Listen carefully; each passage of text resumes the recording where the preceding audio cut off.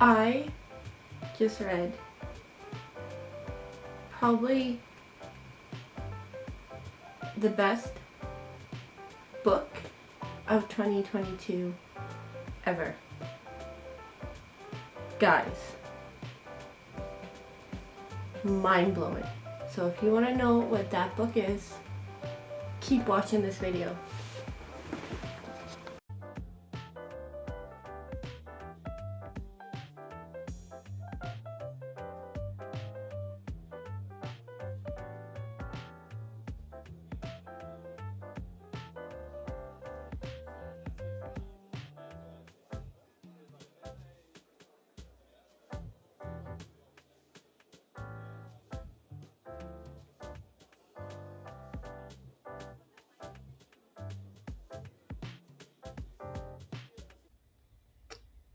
This book, guys, if you have not read this book, pick it up. Read this book. I am almost halfway through it.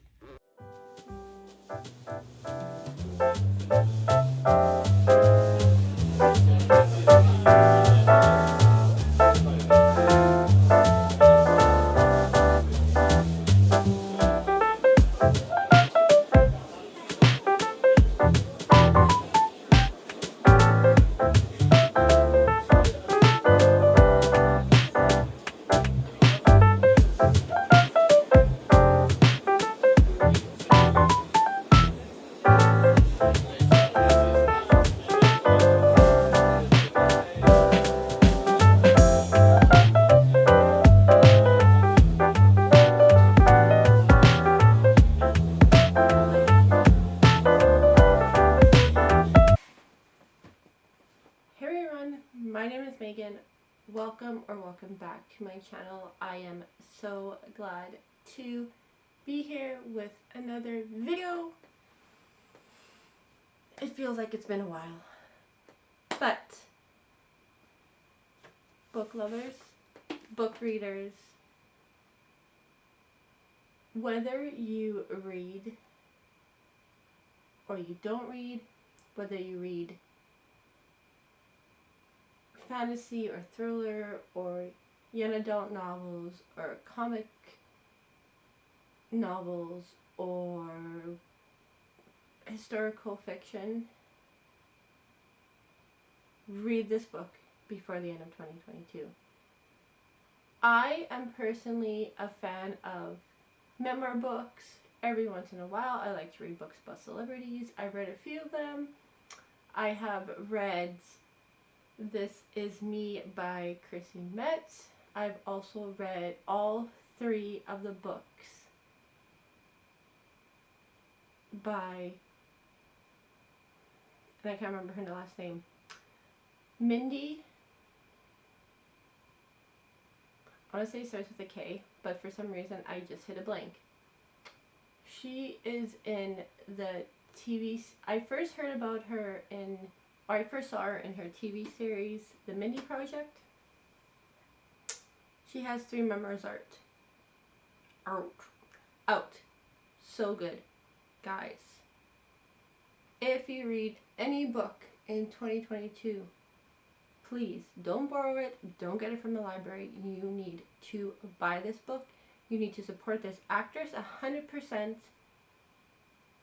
I only ever watched maybe a few or so episodes of iCarly. I never really watched Nickelodeon per se. I was always a Disney Channel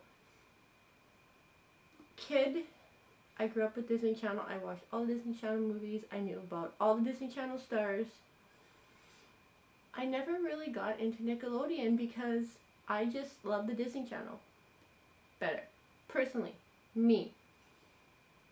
Doesn't mean, like I said, I did watch a few episodes of iCarly, but now I probably definitely want to binge iCarly, the old season, and the new season, just because of this book.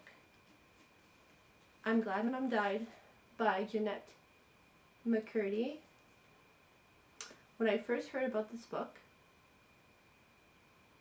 I don't know how many of you people, or how many of you had the same reaction I did, or if you had the same reaction. I was like, wow, that's a title that's out there. I'm Glad My Mom Died.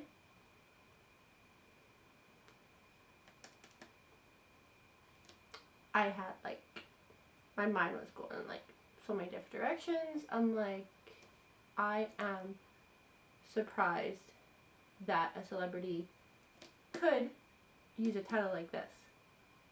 But I wanted to find out more. I mean, she was in iCarly. It was a good, like I said, I didn't watch many episodes, but it was a pretty good TV show. So I had to read about this. After the first 2 or 3 chapters, I was hooked. I could not put this book down. This is an easy binge read book you can read in one sitting. I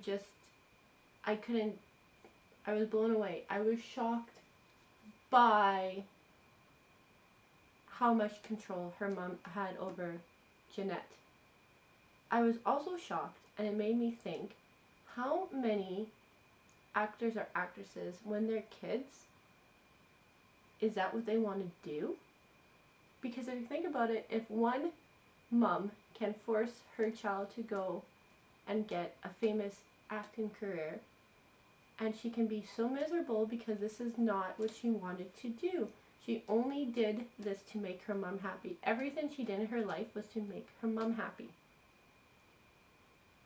Anorexia, bulimia, all those horrible eating disorders that you could possibly think of or not know exist, she had them because of her mom. Because her mom made her go into an acting career.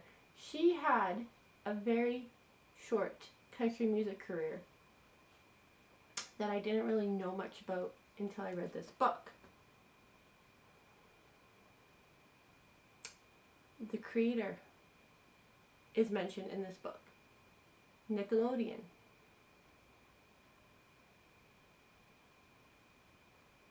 The fact that Nickelodeon asked her to stay silent, and they were gonna pay her off to keep silent about what happened on set. I honestly, I don't know. I will never look personally, never look at Nickelodeon the same way again. I have no interest in watching the TV shows. I don't know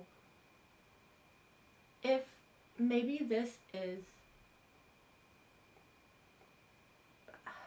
I don't know how to say it.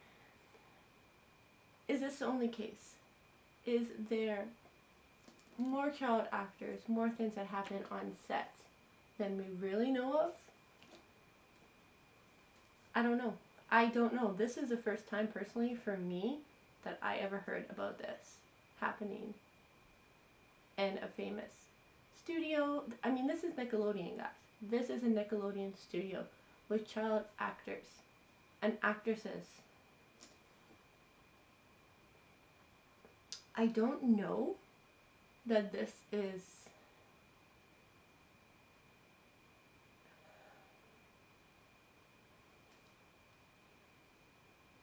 it makes me think about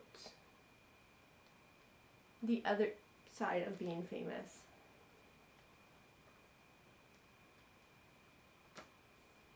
I can't, like, honestly, I can't even. This book opened my eyes to so many things and made me just wonder if one little girl can be influenced by her mom to get forced into acting, and she's so miserable in her career, and then her mom dies and she's like, good, I'm done. I don't want to act anymore. I'm done. That just boggles my mind. Like, I feel so bad for her. But it sounds like she is on a better recovery path. She has better things coming for her. It does not sound like she will ever act again, but I think she is on a way, way better path than she was when her mom was alive. And to think that she would still be on this path if her mom was alive is pretty scary. Needless to say. I don't know about you guys, but I'm pretty much glad her mom died too. Basically, it has to say it. Anybody who has a heart, anybody who watched iCarly, anybody who loved Jennette in iCarly,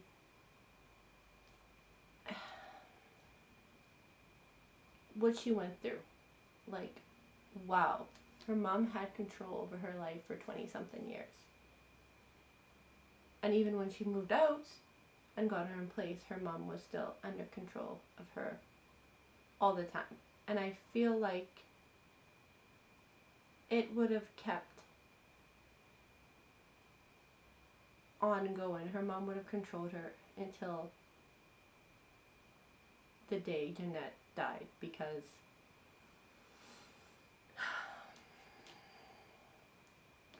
I don't know, but with me, probably with you, probably with everybody, the need to make our parents happy, to do what they want us to do is there. You never want to disappoint your parents. Even after all that she went through, that her mom put her through, she still did not want to disappoint her mom.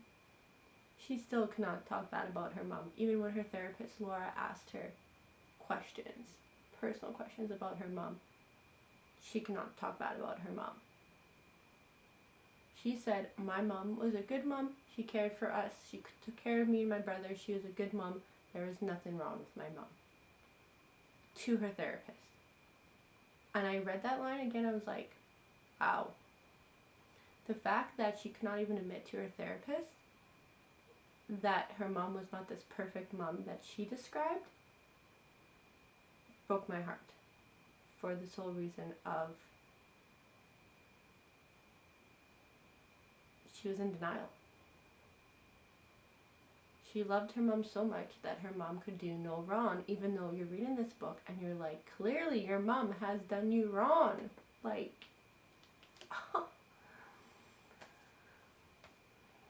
that's my thoughts. I don't want to go into too much detail. I don't want to spoil it. Pick up this book. Read this book. If you only read one book before the end of the year, please read I'm Glad My Mom Died by Jennette Mccurdy. I can't. This is honestly the best memoir I have read, and I've read a few memoirs. I'm not going to say much more than that. Heartbreaking story, but this is a book that you need to read. And without any more chit-chat randomness, I hope you guys enjoyed this reading vlog, and I hope this book opens your insights. Or no, I hope this book opens your mind about what really can go on, not only in Hollywood, but in people's everyday life. The amount of control that parents can have on their kids can sometimes be very, very scary. Go pick up this book. Now. Today. Run. Like, wherever you live, go pick up this book. Read this book. Don't borrow it. Buy this book, because this book needs to go insane for the next few years. Best memoir I have ever read.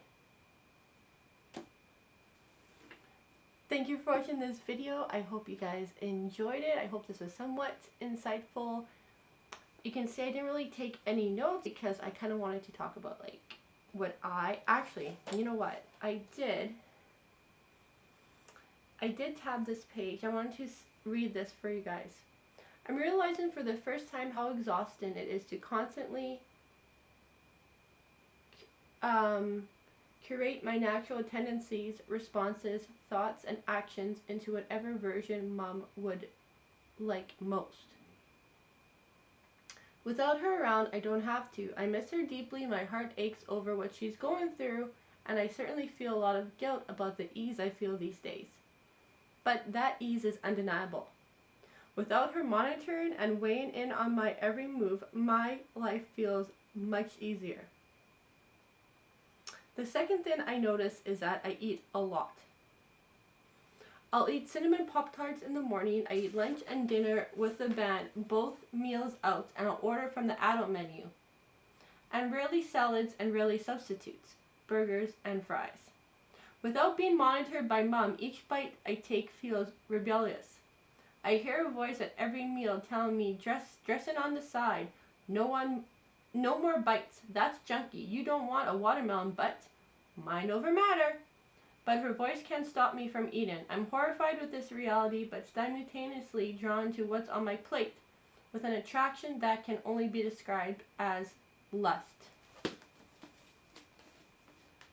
Enough said. That line right there, as well as many other lines in this book, really hit me. This, she was talking about when she went on her country tour, her tour for her album, and she did some shows when she tried out a country career for a bit, which didn't last. But those one sentences, little paragraph right there, hit me hard. See you guys in the next video.